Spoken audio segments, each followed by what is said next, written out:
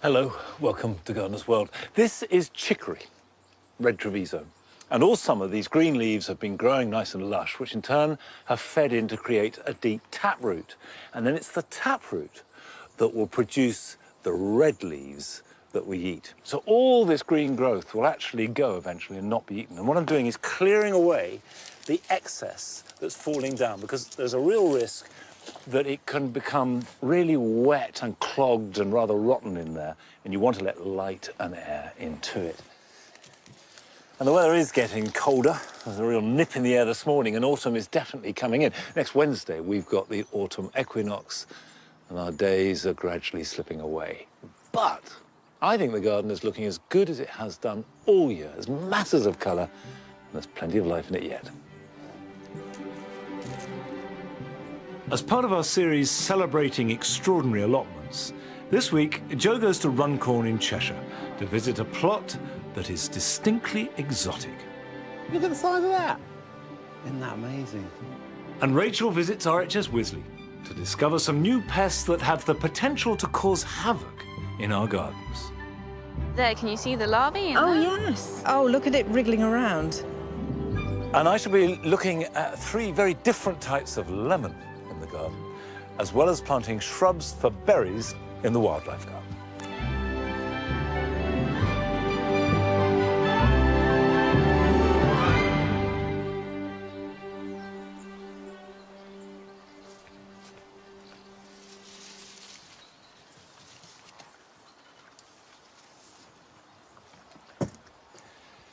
The days may be getting a lot shorter, but the colour is actually getting more intense. We've lost that bright, vivid exuberance that you get in June and July, and it's replaced with a richness. And that will carry on into October, and I often feel that the colours in the Jaw Garden are like a wine that you can swirl around your colour palette and just breathe it in. It's a wonderful moment, and what I want to do today is just add to it a little bit. I've got 2 very different types of plant. The first is a helenium, which is very much a plant of this time of year. Heleniums come from North America, and they grow on banks of rivers. They like moist soil, but open sunlight. This is called dark beauty. If you have a very wet garden, it's probably better to plant them in spring. But what I want to do is fill some gaps. We've got big gaps in here, and I want to introduce the colour. Now, they like, as I say, fairly damp conditions, but not boggy. And above all, they like sunlight. So don't put them in too much shade, and don't surround them with other plants. But this should be okay here. And I'm going to plant a little group. And there's one of the plants that, if you can, buy at least 3. And make a group, because they tend to grow much better in clumps. Whereas the helenium is a perennial that I'd like to last for years and years, this rudbeckia is called Rudbeckia hirta cappuccino, and it's a biennial. You sow the seeds May, June, they then grow the plant for the rest of the summer, and then the following season, they come into flower. After it's finished flowering this year, that's it. It's done its stuff and can go. Although it might seem wasteful that these plants will only flower for another month or so, they cost about the cost of a pint of beer. Now, that strikes me as very good value indeed. Rudbeckia, again, comes from North America and will like open spaces. And again, like heleniums, they do much better planted en masse. And it's these bronze marmalade tones that I absolutely love, and you do not get them earlier on in summer. I wait all year for them, and they never fail to delight. Now, one tip that is important is if you are planting at this time of year as opposed to spring, keep these plants well watered. They should now grow and give me colour this year, and then the heleniums will grow much stronger next year, spread, and I can divide them after 2 or 3 years and start building up stock. And hopefully, in about 3 or 4 years' time, they'll be well established as this lovely swathe of velvety colour from August through to October. One of the things that I like about the Jaw Garden at this time of year is its lushness. and you can get quite an exotic feel. However, there is exotic and then there is true exotic. And a few months ago, we asked you to write to us if you thought you had a special allotment. Either you were growing extraordinary things or it was an extraordinary place. And we received a letter recently from Stepehn Sorsa in Runcorn, who said that his allotment was exotic. So, Joe went along to have a look. Dear Gardener's World, 10 years ago I bought Will Giles's book about exotic plants with pictures of his garden and I was hooked. Sounds exciting. Steve's been working this patch for 10 years and clearly has a way with tropical plants. Oh, it's all happening through here then, is it? OK, yeah, OK, I found the jungle. Yeah. I love the garden and I love being it. I love going through the foliage and picking bits up and tidying it up and making it look as best as I possibly can. But you also like collecting things that other people might not have. Yeah, like the Schefflerers, for instance. I've got a Schefflerer. Yeah, I've got a Schefflerer as well. I bet my one's bigger than yours, though. You can't even see my one. Oh, these echiums are just brilliant, though, aren't they? And the narrow paths make it really feel like you're sort of in amongst it. Oh, and a nice palm here. So what's this one? This is a Butea capitata. So can you leave that outdoors up here? Yeah. You serious? Yeah, you can, yeah. Do you wrap it up in the winter? No. This is quite mature, this plant, and it'll take minus 12 degrees, so it's a quite hardy plant. Wow. Paulownia. This is a Paulownia, but it's fantastic. I mean, look at the size of that. Isn't that amazing? I trim it down about March, and when the little buds come up, I rub them all off except for one. Yeah. And that one grows into this stem. Yeah. This is a ricinus, isn't it? Ricinus, yeah. Yeah, because it sort of threw me, because often people go for the purple foliage and the purple stem ones, but this has got a really beautiful sort of blue stem. Bluey-green colour, yeah. Bluey-green, and these are the seed pods, aren't they? Yeah. They're so weird, but they're beautiful. Yeah. Absolutely beautiful.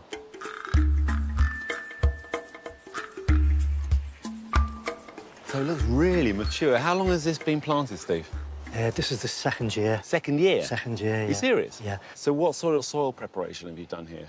Here it has to be well drained, so we have to put lots of sand in it and lots of grit. So, yeah, and it does take a long time watering as well. But is it, I would have thought there's no lack of moisture around this part of the world, or do you still have to water a lot? Still have to water it because the leaves and everything, the plants are so big. After the rains have come, you go in and all around the plant is still dry.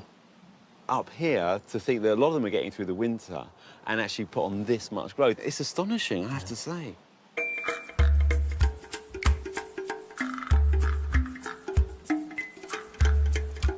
It feels as if you've created a real microclimate in here. It feels so protected. The miscanthus up at the end there stops the wind from blowing through, so everything in here is probably a couple of degrees higher than it is everywhere else because of that.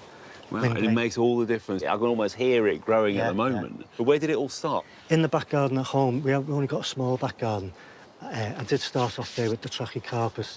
In the middle, I stuck Abyssinian banana, the ventricosum, which grows, after 2 years, grows to like 16 feet.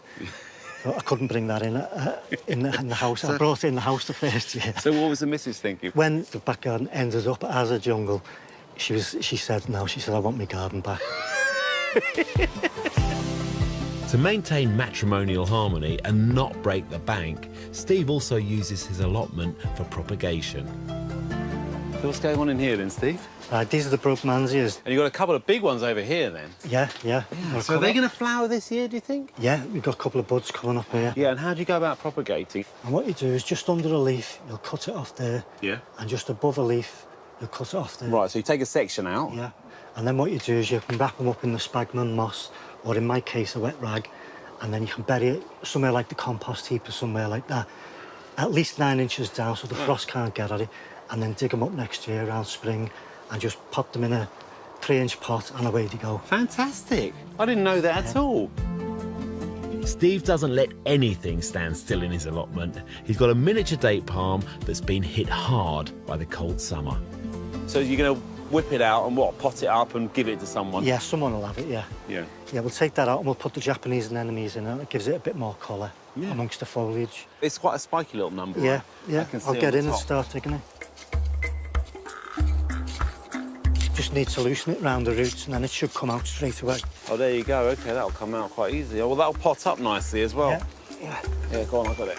Yeah, lovely. Oh, it's quite heavy, actually, isn't it? So you've got these Japanese anemones, which I think are a fabulous choice. Now, what I really like about your garden, I'm not going to call it an allotment because it isn't really, it's the choice of plants. You know, you set the tone with all these tropical and exotic plants, and then you put things like Japanese anemones in, you know, red hot pokers, and the brunnera. You know, you see that in a sort of woodland border. You wouldn't necessarily in a tropical garden, but they work so beautifully. If you fit them together, put them in the right place, and it looks great. I try to put, like, cordyline, slim leaves with thicker leaf plants like bananas, musa, stuff like that. Yeah. And when it's backlit, wow, those flowers are just singing out to me beautifully.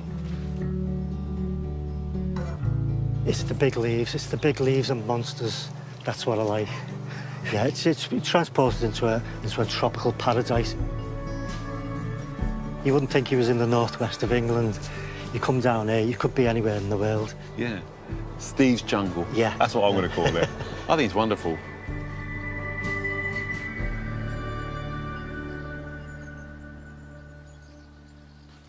Although the front of this Insete is pretty raggedy, the back is still actually really beautiful. Absolutely lovely. But I can't match anything that Stephen's growing. I'm amazed that it manages to survive so easily out of doors that far north. It does show you that a microclimate is as important as the macroclimate around it. One sad point in that is that Will Giles, who inspired Stephen to grow his exotic plants, died of cancer a few weeks ago. I remember filming Will and working with him, and not only was he a lovely man, he was a superb grower of exotic plants. And if nothing else, his memory lives on in the inspiration that he gave to Stephen, and no doubt many of you, to grow them likewise.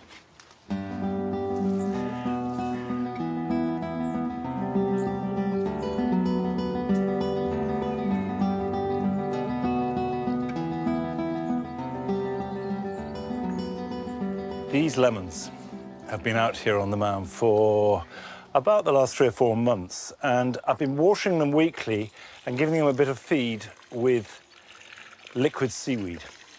When you water any citrus, you want to give them a good soak so that it runs throughout the bottom. The crucial thing at this time of year is don't prune them, don't pot them on, and do protect them in winter. They will need to come in under cover from about October, mid-October onwards to avoid the worst of the cold and the wet weather. And when you bring them in, they need to be cool and quite damp, quite humid. So indoors in the house is no good at all. A cold greenhouse is ideal. Don't be tempted to heat them, and cut the watering right down to about once a month. But they will still grow, they will still flower, they will still produce fruit. And they look fantastic, even if the fruit isn't ripe. And you know, a gin and tonic with your own lemon is still a wonderful thing, even in the middle of a gloomy British winter. Now, the foliage, despite being a bit yellow, does smell fantastic, which brings me to my next lemon plant. Come on now, here, look, squeeze, here, squeeze, squeeze.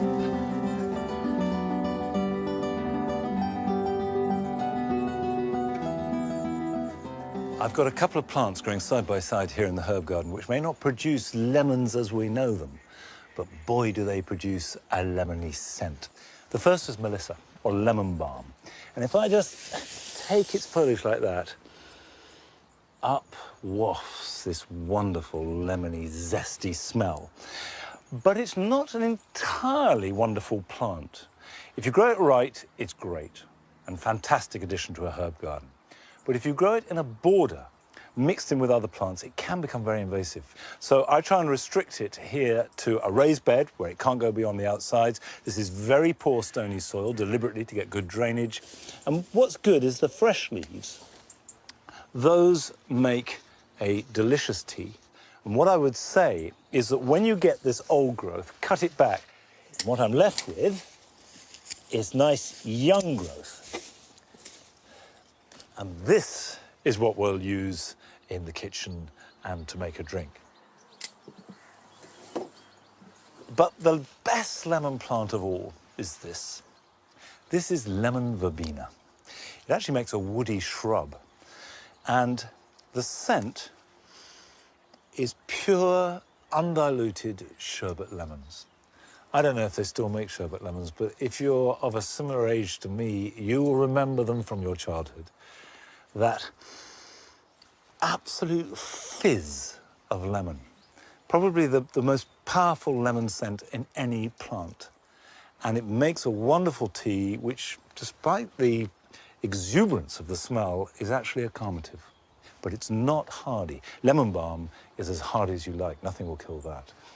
Lemon verbena is tender. So what I do is dig it up in the middle of October, put it in a plastic pot and pop it in the greenhouse. It's worth protecting because one whiff of that and I'm sitting looking over the Bay of Naples.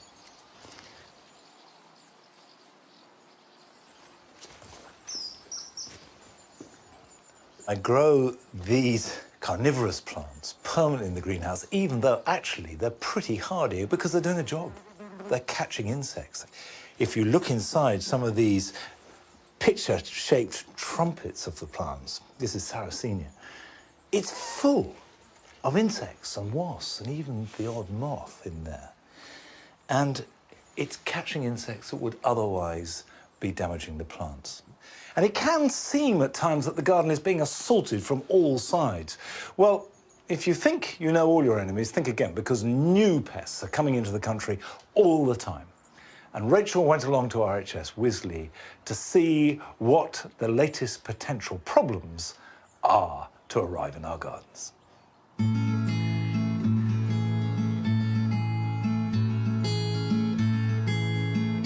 Since the 1970s, the RHS Advisory Service, based in the laboratory building at Wisley, has been doing research and providing advice to help gardeners make informed choices about the plants they choose to grow and how to control pests and diseases. But in recent years, inquiries have been flooding in about some new insect pests that seem to be marching across the country. Dr. Hayley Jones is at the forefront of research into a set of alien invaders that might just have landed in your back garden. Hayley, hi. Hello. Now, I'm hearing much more that gardeners are beginning to find some more unusual pests. There's a few new pests that we've been keeping track of, some of which are much harder to spot than others, so I thought maybe we could go out in the garden and see what we can find. So I've got my specs with me, trusty magnifying glass. Yep. We're going to go Okay. hunting.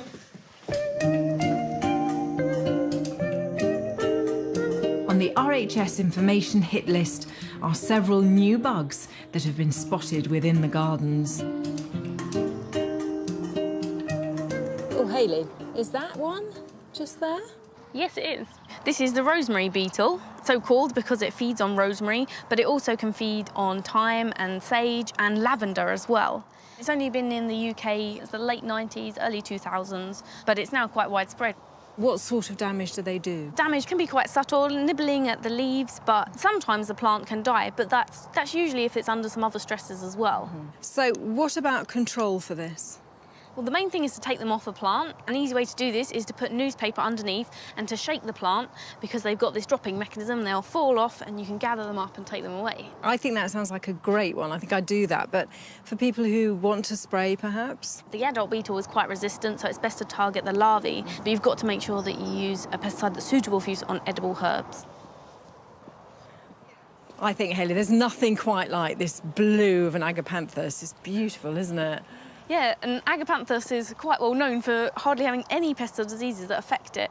But I'm actually working on a research project at the moment of a new pest that you might never have seen before, which is the agapanthus gall midge. This was first spotted last year, and it was so new that it hasn't got a scientific name. This is all looking good. Yeah, the signs can be quite subtle. You can see this kind of slight discoloration. This probably won't flower because it's got the larvae of the gall midge inside. So if I break this open, there, can you see the larvae in there? Yes. They only get about as big as 3 millimetres, and that's it, so you really have to be looking hard. Oh, look at it wriggling around. there are two other pests that the RHS is currently monitoring. The first attacks daylilies in early summer and is known as the Hemerocallis gall midge. The affected buds are much shorter and fatter than normal, and when they're split open, they're full of tiny maggots. The other is Berberis sawfly, the larvae of which can defoliate a plant in next to no time. So if you think you've seen any of these alien outlaws in your garden, you can do your bit and get in touch via the RHS website. Click on the link of the pest you've spotted and enter your information to help track their spread. When a potentially major new pest emerges, it can make headline news, and that's when the experts here at Wisley are called on to help calm the media storm that inevitably follows. Introducing the box tree caterpillar. The plant on the right was only infected a few days ago. Give it a week and it'll look like this. So has all that commotion now begun to die down, or are you still inundated with inquiries?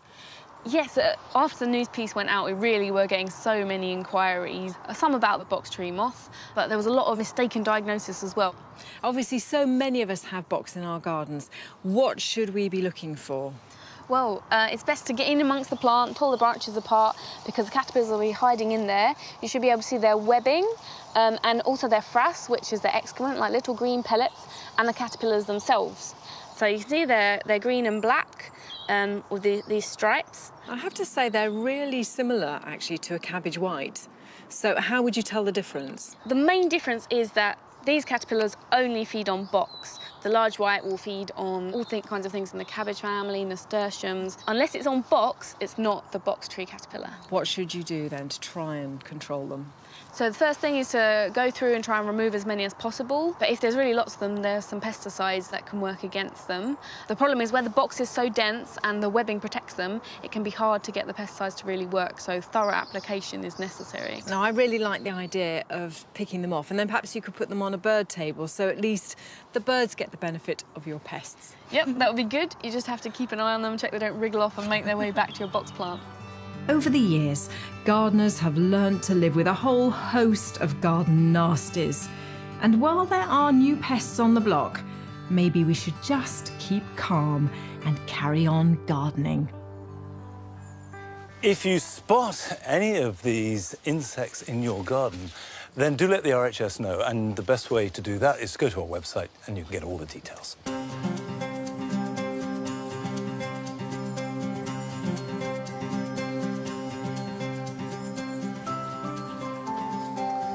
This is the wild garden, and I planted up the bee border and the pond, and that has attracted masses of bees. We've got frogs, we've got grass snakes, but this remains woodland in concept. So I want to put some body in, some backbone, which comes from shrubs. And because it's a wildlife garden, those shrubs need to serve a purpose other than just aesthetic. So I've chosen 3 that are particularly good for berries, which are great for birds. Now, the first is Paracantha. I've got 2 types here, sapphire red and sapphire orange. Birds love Paracantha, and bees love them too, because those berries, of course, are preceded by flowers. One word of warning about Paracantha: they are very thorny, so they should never be put in the middle of a border or near a path. Behind it, I've got a Viburnum opulus, the Guelder rose. This is much more loose and open and has these fabulous bunches of berries that look like currants. Again, birds adore them. And then they have white lace-cap flowers in spring. Now, before I plant, you can see that this soil is dry and a little bit thin.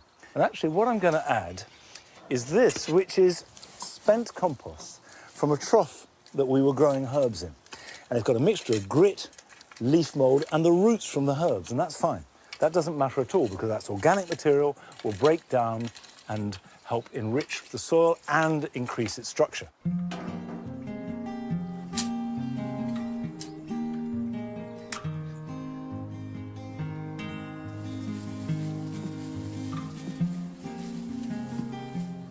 If you plant it slightly up above the ground, the roots will go down and out, and they tend to grow sideways. So it's not depth you want, it's a good lateral growth. Viburnum is essentially a woodland plant, so it likes light dapple shade. Paracantha will grow in dry shade and in very poor soil. But that doesn't necessarily mean you'll get the best from them. If you want maximum berries, either for just simply aesthetic pleasure or to attract birds, give them some daylight. They don't need the best spot in the garden, but they will benefit from a little bit of TLC. It is really important that after you've planted any shrub or tree, give it a good soak. That's the time to add a bit of goodness. This is leaf mold that I'm using. And this lovely, soft, crumbly stuff, last year, 12 months ago, were all leaves attached to the trees, still not even beginning to turn in colour. So it's amazing that you just collect them up as they fall and leave them. And it's the perfect mulch for woodland plants. Well, it's not quite yet time to gather leaves. But here are some jobs that it is time for this weekend.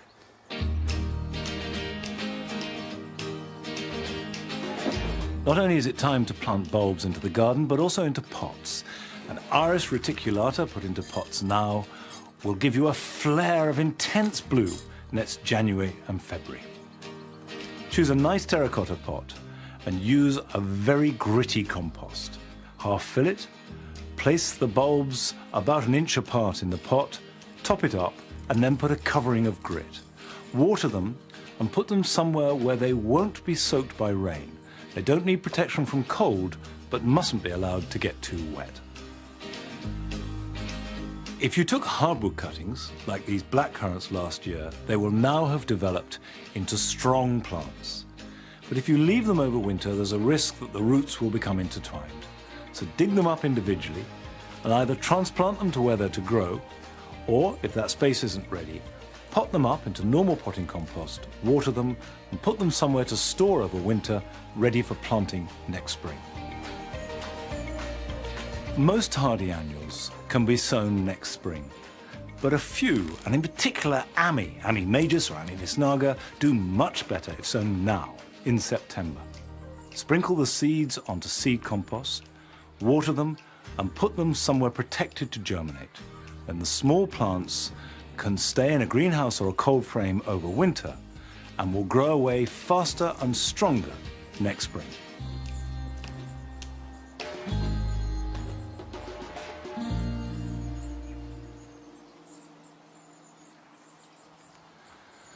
Well, the days might be getting shorter and winter might be coming, but the light on a clear day at this time of year is fabulous. And although there's less and less of it every day, while it lasts, I absolutely love it. And there are apples to come. But no more, I'm afraid, for today. But I'll be back here at Longmeadow next week. So see you then. Bye-bye.